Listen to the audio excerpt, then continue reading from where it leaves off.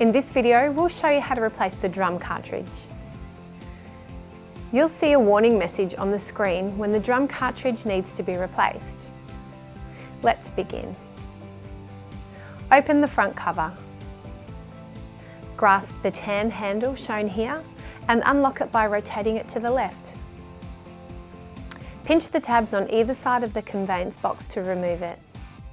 Make sure that the box remains upright to prevent any toner from spilling out.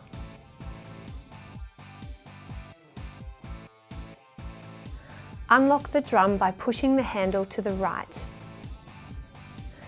Lift and pull the cartridge handle and gently pull the drum cartridge out. Place the used drum cartridge into the bag supplied with the new drum. Remove all packaging from the new drum, leaving the orange protective cover in place.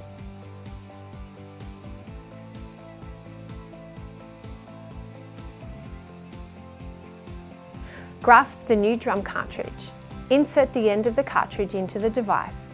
Push it all the way to the arrow mark.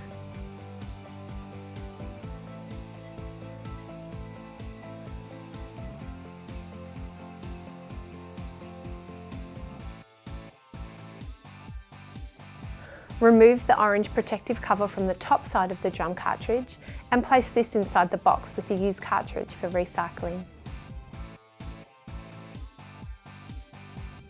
Lock the drum in place by returning the tan handle to the left. After the waste toner container has been replaced, we recommend you clean the LED print heads to ensure the best printing quality. Remove the cleaning bar from the inside of the front cover and with the arrow facing up, insert it into the slot under R1, here. Slide the cleaning bar in until it stops, then slowly slide the bar back out. Repeat this for each of the remaining LED print heads under R2, R3 and R4 before returning the cleaning bar to its storage position inside the front cover.